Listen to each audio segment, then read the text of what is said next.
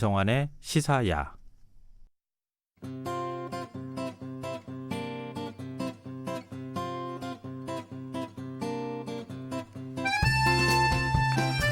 아프리카 돼지열병이 아프리카를 건너 유럽으로 갔다 중국, 남아시아, 동아시아 그리고 우리 한국까지 오는 이런 이제 그 과정을 겪고 있는데요.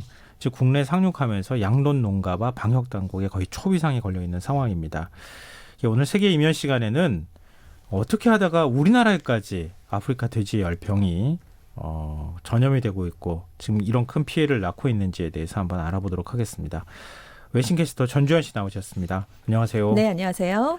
아프리카 돼지열병은 아프리카 원래 풍토병이었다. 그렇습니다. 이렇게 또 얘기를 하던데요. 케냐에서 시작이 됐었죠. 처음에. 그게 케냐에서 시작된 네, 거예요? 거기서 이제 시작이 됐다기보다 발견이 된 거겠죠. 케냐에서 처음 발병이 된 거기 때문에 아프리카 돼지열병이 아프리카에서 먼저 시작이 됐으니까 그렇게 돼지열병이 아프리카에서 시작됐다. 그래서 이렇게 이름이 붙었습니다. 근데 뭐 그게 그냥 옮겨진 게 아니라 네. 누군가는 가서 네. 아프리카 돼지열병을 바이러스로 옮겨가지고 온 사람이 또 있을 거 아니겠어요? 그렇습니다. 또 어떤 과정이 있었는지 네. 또 이게 돼지열병이라고 사실 아프리카랑 뭐랄까요? 지명을 붙이는 거는 네. 이거는 원래 사실 하면 안 돼요. 그렇죠. 그러니까 외국에서도 이렇게 하면은 아프리카를 이상한 눈으로 네, 바라보게 네. 되니까 그래서 돼지열병으로 오늘 얘기를 하기로 하죠. 근데 보통 돼지열병이 또 따로 있거든요. 아, 그래요? 일본에서는 지금 보통 돼지열병이 발병을 하고 있는데 예. 지금 이거는 그러니까 아프리칸 스와인 피버라고 ASF라고 우리가 예. 줄여서 말을 하는데 지금 정확한 돼지열병이 지금 CS 이렇게 가는 게 있어요. 그래서 일본에서 발병하고 있는 돼지열병과 이번 아프리카 돼지열병은 완전히 다른 거기 때문에 예, 이거는 약간 구분해서 말씀을 하셔야 될 것 같습니다. 그거는 일본 돼지열병이라고 부르는지 모르겠어요. 그러니까 이게 네, 보통 지명을 붙이는 돼지열병. 건. 아니 보통 돼지열병. 그 보통 돼지열병. 보통 돼지열병 그리고 이거는 아프리카 돼지열병 이렇게 얘기를 하고 있거든요. 네. 그렇군요. 네. 그럼 이건 특별한 돼지열병으로 네네. 보면 어떨까? 네. 사실 이게 그 부르는 이름에 따라서 굉장히 좀 안 좋은 인식이 만들어질 수 있기 때문에 제가 네. 조심스러워서 말씀드린 거고요. 일단 아프리카 돼지열병으로 부르고 있으니까 그렇게 부르겠습니다. 네. 이게 어떤 그 전염병인지 네. 좀 설명 좀 해주세요. 그러니까 돼지들에게만 발병이 되는 열병인 거잖아요. 네. 바이러스에 감염된 돼지의 타액, 분변, 혈액과 직접 접촉을 한다든가 아니면 바이러스에 오염된 음식물을 통해서 전파가 된다든가 아니면 바이러스를 가진 물렁 진드기를 통해서 확산되고 있습니다. 이게 아스파 바이러스 계열의 DNA 바이러스가 병을 유발하는 건데요. 대표적으로 어떻게 퍼지냐면 사람들이 먹고 남긴 음식물을 통해서 감염이 되는 거예요. 그리고 또 다른 통로는 야생 멧돼지인데 이게 주로 유럽 쪽에서는 야생 멧돼지 때문에 많이 감염이 되고 있습니다. 네. 이게 급성형으로 감염이 되면 치사율이 거의 100%에 달하는데 아직 백신이 없기 때문에 굉장히 무서운 가축 질병이고요. 인수 공통 감염병은 아니기 때문에 이 열병에 걸린 돼지를 먹더라도 사람은 안전한 것으로 일단은 알려져 있습니다. 이게 언제 처음 발견된 건가요? 1921년에 아프리카 케냐에서 처음 발견이 됐어요. 그러다가 1957년에 유럽으로 유입이 된 건데 앙골라에서 포르투갈 리스본으로 입항한 배 안에서 선원들이 먹다 버린 돼지고기에 바이러스가 남아 있었는데 이게 포르투갈 농장 돼지들한테 전파가 됐습니다. 잔반을 먹였으니까요. 네. 그리고 1960년에도 똑같은 방식으로 유럽에 두 번째 유입이 됐는데 이때는 더 많은 나라에 퍼졌어요. 스페인, 프랑스, 이탈리아, 벨기에, 네덜란드 이렇게 유럽을 휩쓸고 브라질, 쿠바, 아이티, 도미니카 공화국 같은 중남미까지 확산이 됐습니다.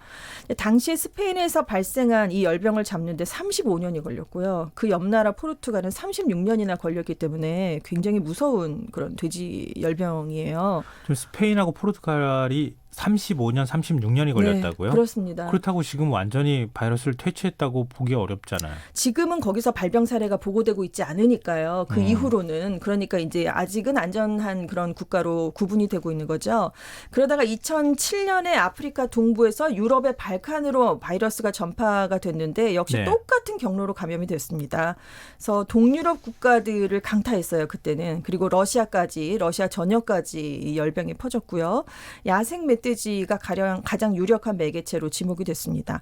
근데 전문가들이 이미 2014년에 중국도 러시아 돼지고기를 수입하고요. 네. 그리고 아프리카랑 굉장히 교역량이 많거든요. 중국이. 예, 맞아요. 그래서 바이러스가 유입될 가능성이 크다. 이거 조심해야 된다라고 경고를 했는데 중국 정부가 당시에는 크게 주목을 하지 않았다고 합니다. 그래서 이 경고가 나온 지 정확히 4년 뒤에 이제 중국에서도 아프리카 돼지열병이 나타나게 됐습니다. 그럼 지금까지 피해국이 한 몇 개 나라 정도 되나요? 지금 우리나라를 포함해서 20개국으로 늘어났는데요. 이게 2016년 9월에 몰도바에서 발병을 해서 동유럽을 강타했다라고 말씀을 드렸죠. 네. 그리고 아시아에서는 작년 8월에 중국에서 첫 발병 사례가 나왔어요. 올 들어서 1월부터 몽골, 베트남, 캄보디아, 홍콩 이렇게 잇따라 확산이 되면서 지금 사실 아시아 국가들이 전 세계 돼지의 75%를 사육하고 있거든요. 그러니까 이 나라들에 감염되는 게 굉장히 치명적이었는데 계속 아시아 국가들이 감염되는 나라가 늘고 있고요.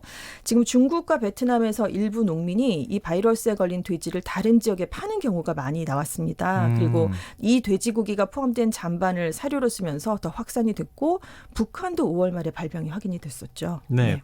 국제기구에 북한 스스로가 보고를 해서 그렇습니다. 남북 교류 차원에서라도 네. 우리가 좀 방역 활동하는 거 도와주겠다 그랬는데 그러게요. 묵묵부답이었잖아요. 네, 좀 지금까지도 안타까웠어요. 그러고 있는데 네. 그래서 뭐 북쪽에서 넘어온 거 아니냐 뭐 이런 네네. 얘기까지 추정이 그렇게 나오고 있다는 거고요. 근데 중국에서 발병했을 때 굉장히 걱정이 많았어요. 왜냐하면 돼지고기 가격이 거의 50% 가까이 폭등을 했잖아요. 47% 정도가 지금 급등을 했거든요. 작년에 비해서. 왜냐하면 1억 마리 이상 돼지가 살처분이 됐습니다. 지금 돼지 100만 마리를 공식적으로는 살처분했다라고 중국 정부가 밝혔는데 전문가들은 실제로는 이미 1억 마리를 넘었을 것으로 보고 있고요. 그리고 올해 말까지는 2억 마리에 육박할 것으로 지금 추정이 되고 있어요. 그래서 지금 세계 돼지고기 가격도 급등세를 보이고 있는데 지금 시카고 상품 거래소에서 거래되는 돈육 선물 가격이 1년 사이에 17%가 올랐습니다. 왜냐하면 중국이 국제 돈육 시장에서 돼지고기를 입도선매하고 있거든요. 굉장히 모자라졌으니까요. 그래서 올라가고 있고 지금 중국이 1인당 연간 40kg의 돼지고기를 먹고 있거든요. 그래서 네. 전 세계 돼지고기 소비량의 절반을 소비하고 있기 때문에 굉장히 어마어마한데 돼지고기 가격이 중국에서 1년 사이에 46.7%나 올랐습니다. 근데 문제는 돼지고기만 오르는 게 아니고요. 네. 돼지고기가 부족해지니까 다른 육류로 대체를 해야 되니까 쇠고기, 양고기, 닭고기 가격이 다 두 자릿수 이상으로 올라버린 거예요.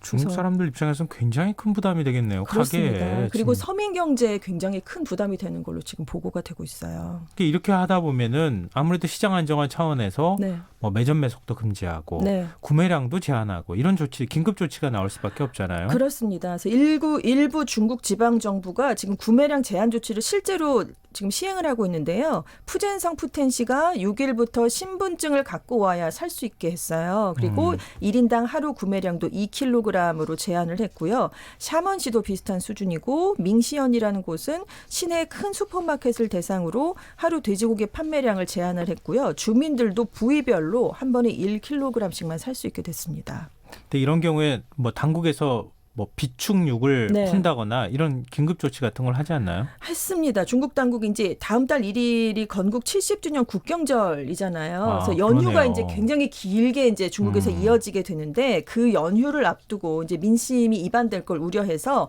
국가가 비축하고 있던 돼지고기를 대량 방출하기로 결정을 했는데요. 이미 19일부터 온라인 경매를 통해서 업체당 300톤까지 판매를 하면서 10,000톤을 풀기로 했습니다.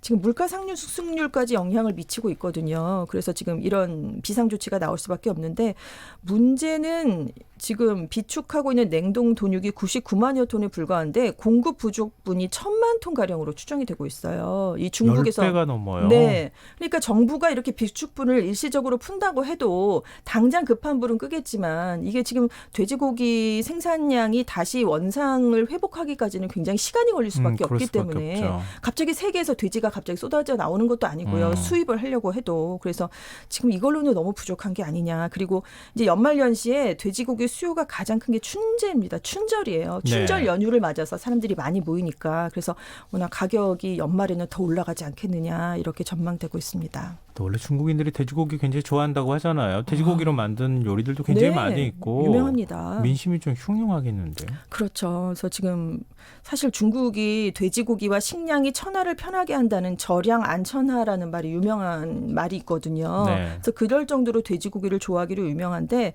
어느 정도냐면 중국에서 고기 그러면 그냥 돼지고기예요. 나머지는 소고기, 닭고기, 양고기. 그래서 동물 이름을 앞에 붙이는데 고기 하면 그냥 돼지고기로. 그냥 돼지고기. 네, 그러니까 그럴 정도로 얼마나 이 중국인들이 돼지고기를 사랑하고 있는지 알 수가 있는 거거든요.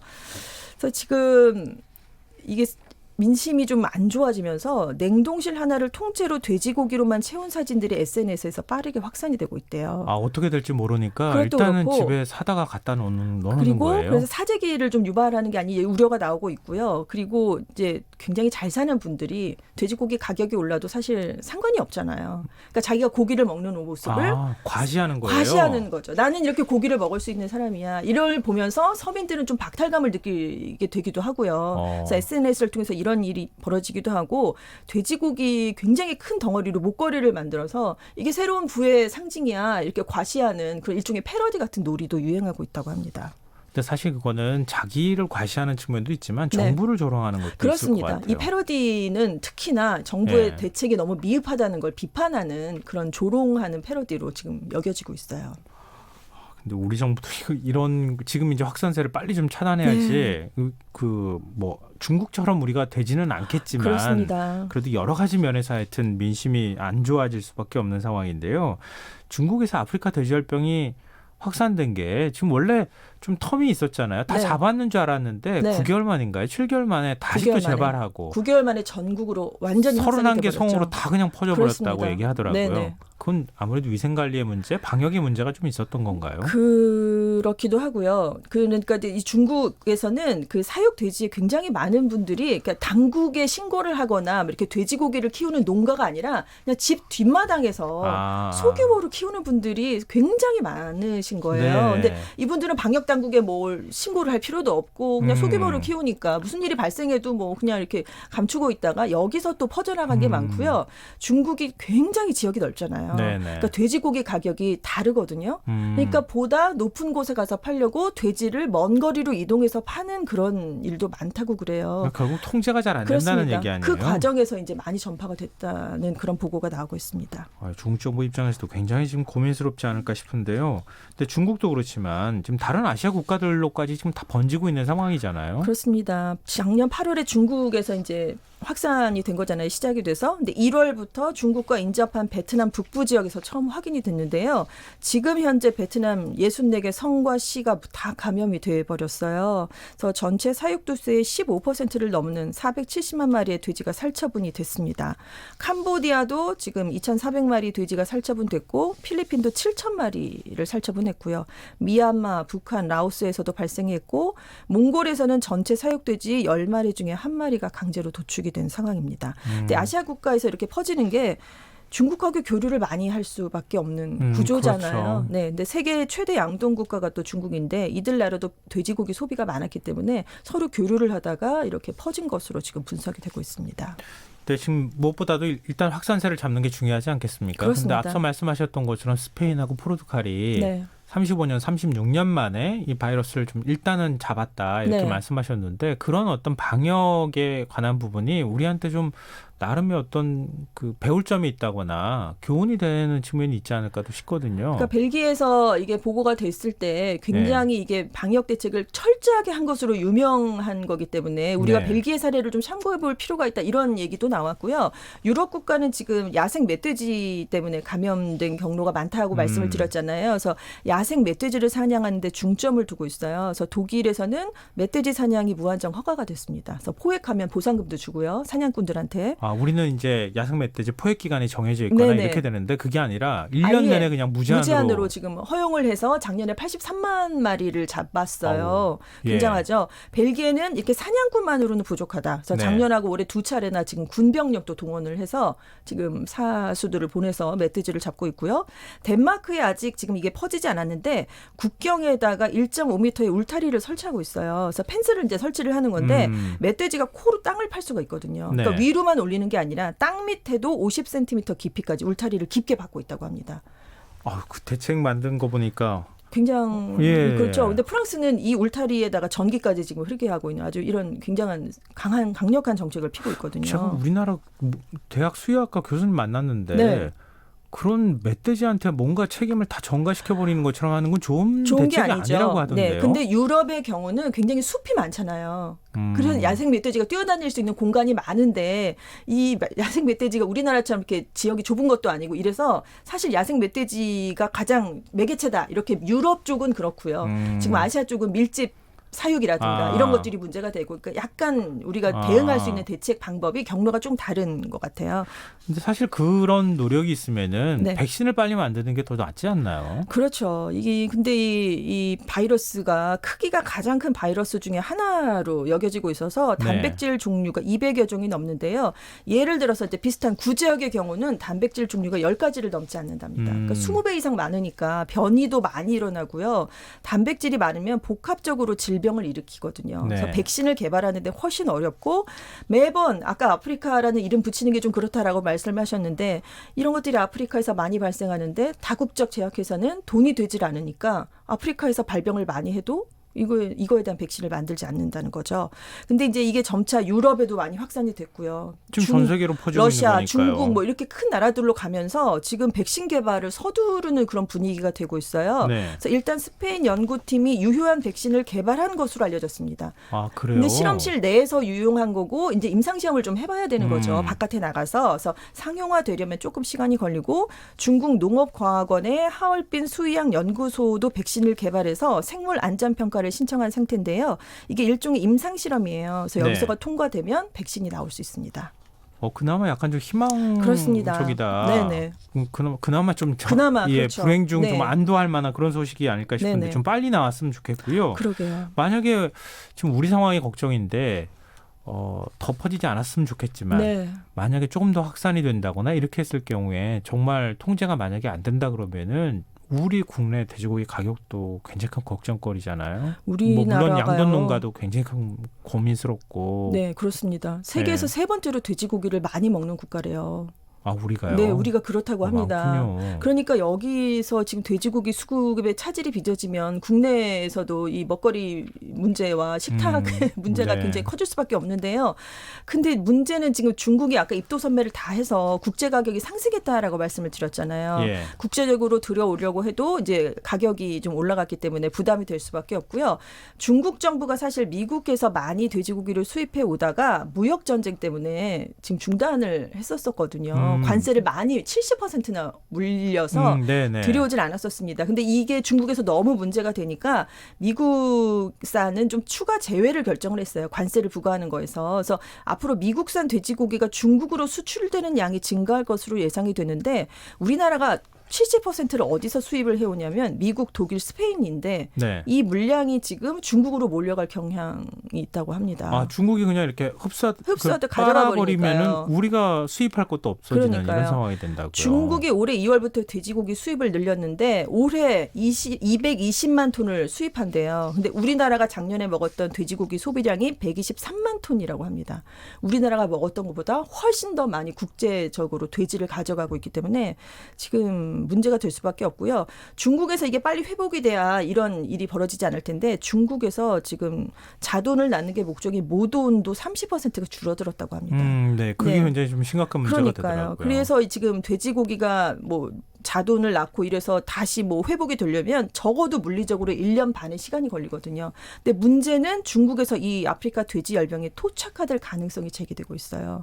지금 잡는다고 해도 언제 또 나올지 모른다는 거죠. 그러니까 이게 매년 뭐 반복될 수도 있는 거고 주기적으로 또 언제 나올 수도 있는 거고 그렇기 때문에 지금 큰 문제가 될 것 같습니다. 근데 이렇게 되면은 우리 인류의 먹을거리, 그러니까 네. 사람들의 먹을거리에 관한 문제도 그렇고 네. 돼지의 어떤 그 가축의 어떤 사육 환경에 관한 문제도 그렇고 인류한테 굉장히 큰 위협이 될 수 있는 바이러스겠어요. 그러니까 질병이고. 동물권이라고 말을 하잖아요. 네. 그래서 지금 너무 열악한 상태에서 이 동물들을 이렇게 가둬키도 키우면서 이런 바이러스들이 점차 발생을 하고 있는데 먹기 위해서 동물을 이렇게 밀집 사육하고 병에 걸리면 일방적으로 또 살처분하고 이런 구조가 좀 잘못된 게 아니냐 네. 이런 얘기가 이번 사태를 계기로 다시 한번 나오고 있습니다. 근데 만약에 바이러스가 돌연변이 일으키거나 그럴 위험은 현재로서는 없는 거죠? 현재는 없는데요. 네. 러시아 최고 위생 검사관인 오니슈센코가 이게 돌연변이를 일으키면 인간에게도 감염될 수 있다 이런 얘기를 내놨어요. 예. 왜냐하면 돼지랑 사람의 생리가 비슷하거든요. 돼지가 사람과 거의 비슷한 방식으로 그래서 변형을 실험도 하고 돼지를 이용하기도 장기도 하죠. 예, 돼지를 네. 이용해서 이식하기도 하고 그래서 다음번에 만약에 돌연변이가 생기면 사람에게 위험하게 바뀔 수도 있다 이렇게 경고를 내놨습니다. 우리는 절대 그런 일이 없도록 네. 정말 철저히 방역을 좀 해야겠습니다. 그렇습니다. 대책도 만들어야겠고요. 네네. 네, 지금까지 세계이면 외신캐스터 전주현 씨와 함께했습니다. 고맙습니다. 네, 감사합니다. 오늘 모바일 상품권 당첨자는 홈페이지 공지사항에서 확인하실 수 있도록 올려두겠습니다. 김성환의 시사야 여기서 마무리하겠습니다. 지금까지 시사평론가 김성환이었습니다. 편안한 밤 되십시오.